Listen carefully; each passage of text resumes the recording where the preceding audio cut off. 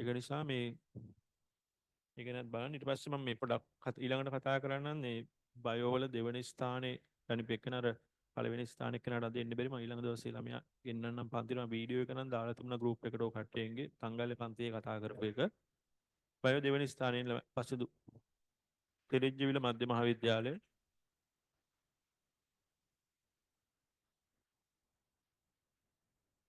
පසුදු තමයි මගේ වැඩිපුරම ප්‍රශ්න අහපු ළමයා මෙච්චර ඉතිහාසෙට.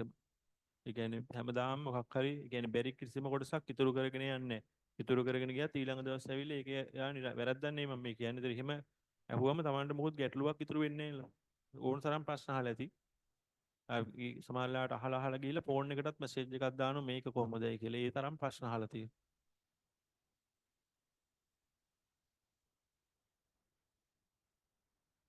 මුලින්ම කියන්නම් හැමෝටම සුබ උදෑසනක්. මේ අවස්ථාව ලබා දුන්න ඉන්දිකේටර් සර්ටත් ගොඩාක් ස්තුතියි.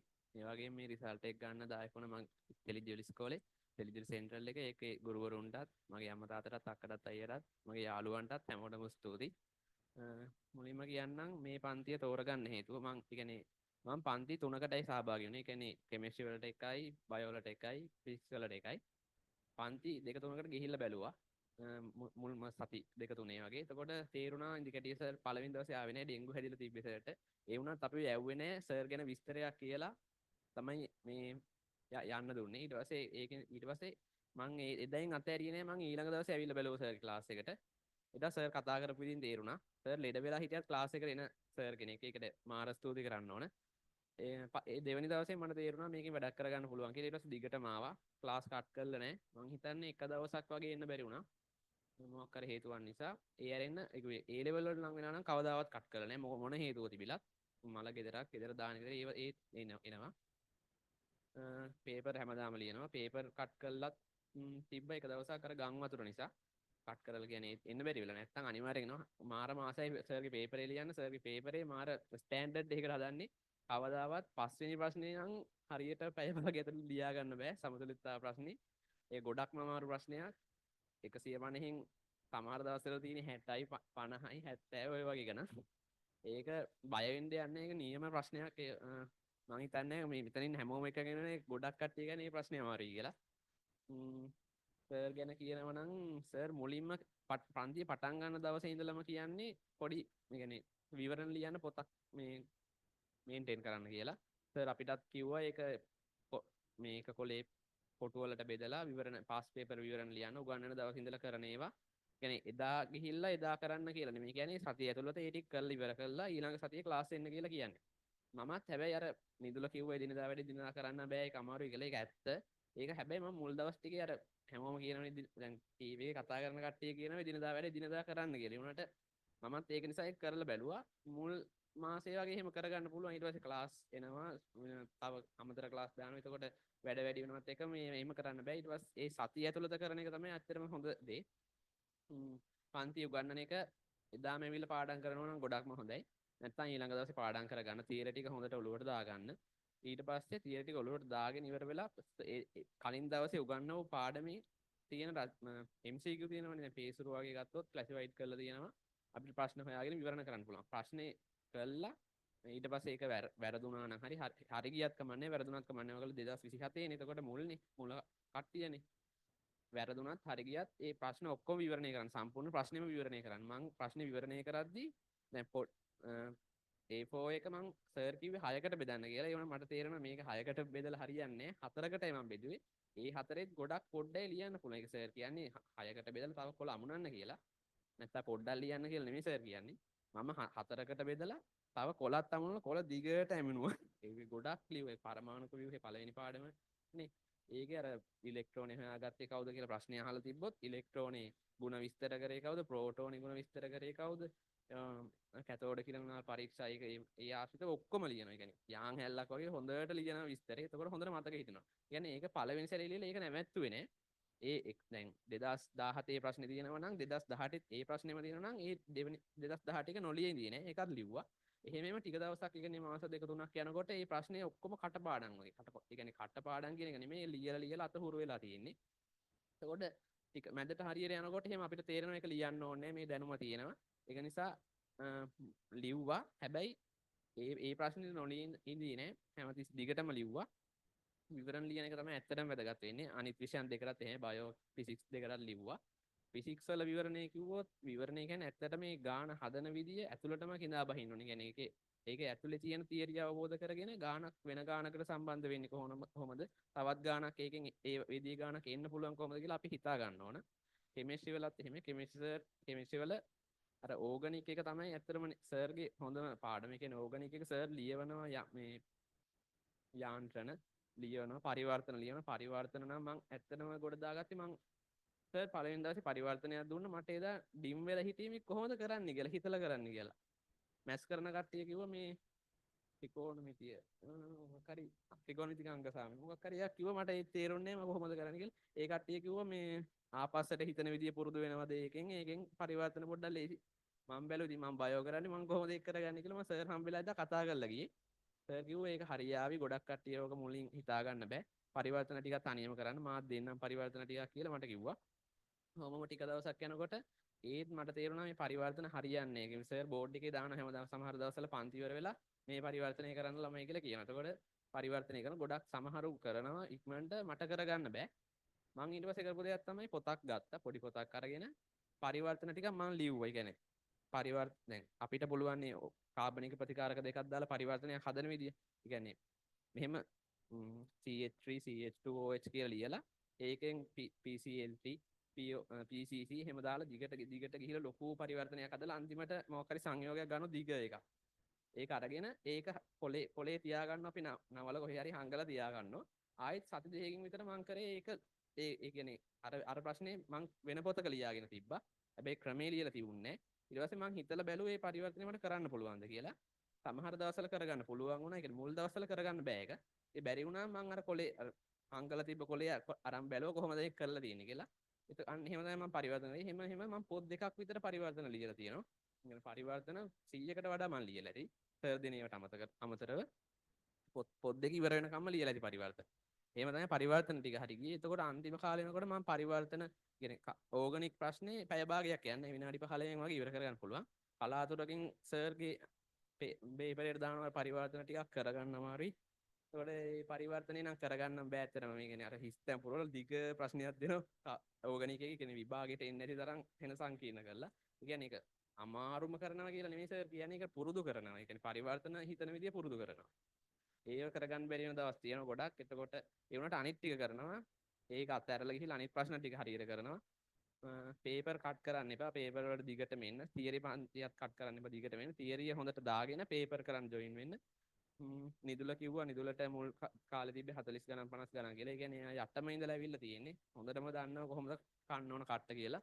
මං එහෙම නෙවෙයි දැන් මං සර්ගේ දීපු පළවෙනි MCQ එකටත් මට 50න් එකක් දුන්නා මට 45කට කිට්ටු වෙන තිබ්බ මං හිතන්නේ. කියන්නේ සර්ගෙන් දිගටම පොත් අරන් දෙන සර් පොත් දෙනවා. සර්ගෙන් පොතක් මිස් උනේ පොඩි සංඛ්‍යාවක්. කියන්නේ සර්ගේ පොත් ගොඩක් තියෙනවා මං ගාව. කෙමිස්ට්‍රි වල ලියන්න පොත් ගත්තේ මං ඇත්තටම මුල් පාඩම් දෙකට විතර. ඊට පස්සේ සර්ගේ පොත් ටිකේ තමයි ලිව්වේ. MCQ මුලින් ඉඳලම ඒ කියන්නේ MCQ 50ක් දෙන්නේ. ඒකෙන් මට CM බලද්දී 90ට වැඩි අනිවාර්යෙන් තියෙනවා. ඊට පස්සේ හාෆ් පේපර් පටන් ගත්තා. හාෆ් පේපර් පටන් ගනිද්දි මට 80 ගණන් තිබ්බා 70 ගණන් තිබ්බා. සමහර දවස්වල 60 ගණන් වලට තිබ්බා. 50 ගණන් වලට එහෙම ගිහිල්ලා නැහැ. 60 ගණන් වල වගේ තමයි තිබ්බේ මුල් කාලේ. ඊට පස්සේ ෆුල් පේපර් පටන් ගත්තාන් පස්සේ ඔන්න 73 70 ඔහොම වැඩි වෙලා 80 ගණන් වලට ඇවිල්ලා මං කෙමිස්ට්‍රි වල පොඩි මේ මේන්ටේන් කරගෙන ඉන්නේ. කෙමිස්ට්‍රි වල පොඩි ස්ථාවරයක හිටියා. 85 ඔය වගේ ගානේ ඉන්න කොයි වෙලාවෙත් 90 ගණන් වලට ඇවිල්ලා නැහැ. 89න් තමයි උපරිම ඇවිල්ලා තියෙන්නේ. ඒක කෙමිස්ට්‍රි අඩු වෙන්න දෙන්නේ නැහැ. කෙමිස්ට්‍රි යනවා එක ගානකට. ෆිසික්ස් බයෝ දෙක තමයි නිකන් පොඩ්ඩක් අඩු වැඩි වෙන්න ගත්තේ. මුලින් ෆිසික්ස් වල ලකුණු අඩු වෙලා තිබ්බේ. බයෝ හොඳටම තිබ්බ. බයෝ 80 ගණන් තිබ්බා 91 එහෙම තිබ්බා. ඊට පස්සේ මට තේරුණා බයෝ ගොඩ ලේසි කියලා. මං නේ ඔලුව දුම්මගෙන වගේ හිටියේ බයෝ එකේ දැන් රෑන්ක් වල ඉන්න මුල් ලිස්ට් එකේ. එතකොට ෆිසික්ස් වලත් වැඩි කරගන්න ඕනේ. ඒ කියන්නේ ෆිසික්ස් පන්තියේ මට තිබ්බේ මුල් කාලේ 70 ගණන් 70 ගණන් වගේ. පළවෙනියට තිබ්බා පළවෙනිය ඉතින් දසුන් තමයි. දසුන් නිදුල ඒ කට්ටිය හිටියා. ඔය කට්ටියට තිබ්බා 80 ගණන් 90 ගණන්. ඉතින් මට තේරුණා ලොකු ગેප් එකක් තියෙන නේදයි අපි දෙන්න අතර කියලා.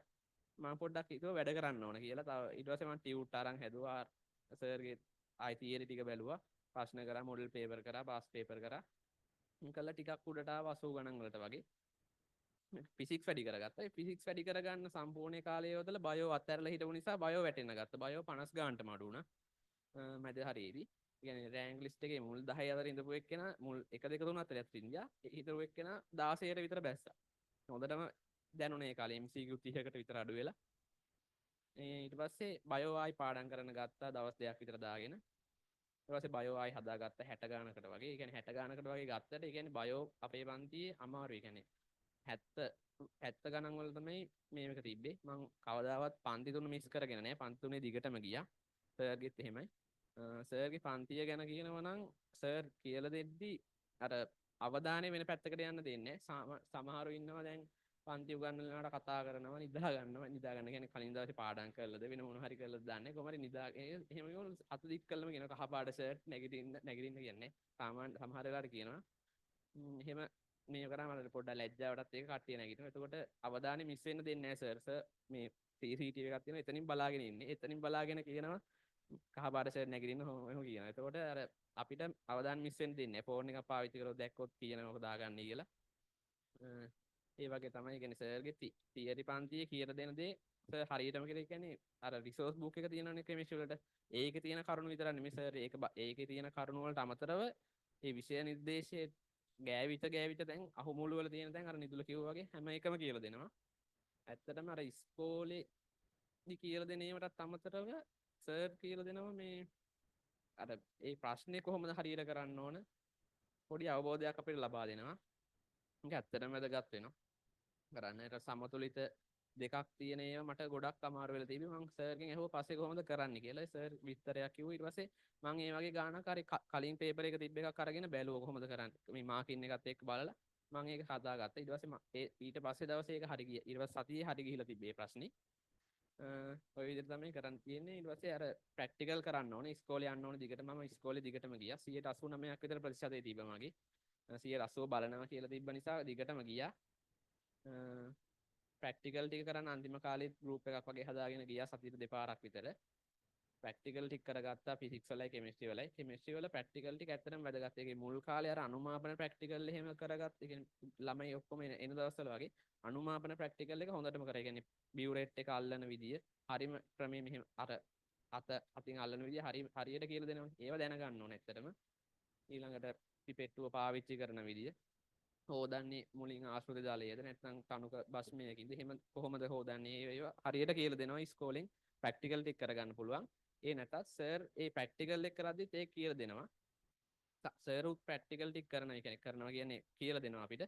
ඒක දිගටම කරන් ගියා සර් මගින් නැවැත්තුනේ අනුමාපනෙන් නැවැත්තුනේ චාලක රසායනයේ ඒවයි ප්‍රැක්ටිකල් ටික කියලා දුන්නා හරියටම. ප්‍රැක්ටිකල් ටික ඉස්කෝලේ ගිහිල්ලා අනිවාර්යෙන් කරගන්න. එතකොට අර අතහුරු වෙලා ඊට පස්සේ පේපරේ ස්ට්‍රක්චර්ඩ් එකට ලියන්න ඕන වෙන දැන් ස්පීඩ් ප්‍රශ්න එහෙම ඒකට ඕන වෙනවා.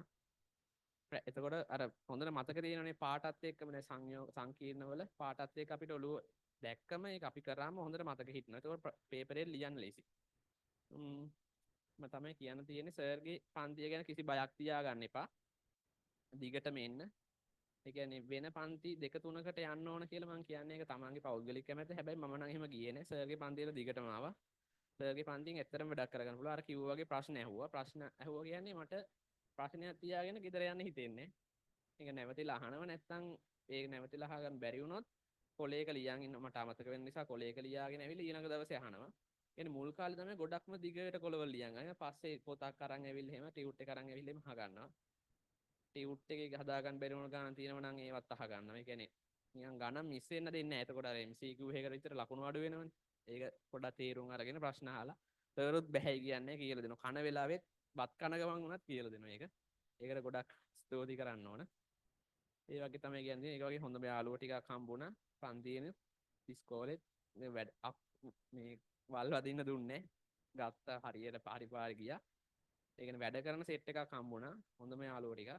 ඒකෙන් තමයි මේ රිසල්ට් එක ගන්න ඇති නැත්නම් අර පීරිය මේ පන්තිය කට් කරමු. ඕක කිව්වනම් ඉතින් ඒවට හිතේ මුණොත් ඉතින් කරගන්නම් බැරි වෙනවා.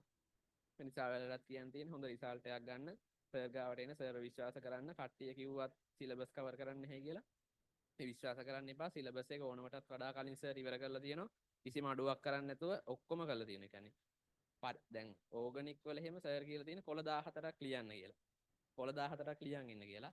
ඇත්තටම කොළ 14ක් නම් ලියා ගන්න බැරුණා. හැබැයි ඒකේ කොළ 14ක් ලියන්න ඕනේ කියන්නේ ඊට ලියන්න ඕන තේරෙ 14 ලියාගත්තම තේරෙන කට්ටිය ඉන්නවා 14 ලියන්න කලින් තේරෙන කට්ටියක් ඉන්නවා මට මේ 14 ලියන්න කලින් මතක් වුණා මම ඒක නිසා කොහොම හරි කරන්න ඕන Tamanට බැරි දෙයක් තියෙනවා නම් ඒක හදාගන්න ලියන්න ඒ කියන්නේ ලියන එකම තමයි කරන්න ඕන අර කිව්වා වගේ පරිවර්තන ලියන්න යාන්ත්‍රණ ලියන්න සර් දුන්න එක දවසක් පරිවර්තන නේ සර් ටියුට් එකක් දුන්න 90 ගානකට වැඩි නෙකුනේ 100 ගානක් දුන්නත් තිබ්බ පරිවර්තන ඒකේ ඔක්කොම වගේ කරා යාන්ත්‍රණ හරියටම කියලා දෙනවා. ඒ කියන්නේ යාන්ත්‍රණ පාඩම ඉවර වෙලා ඒක අතහැරලා දැම්මේ නේ.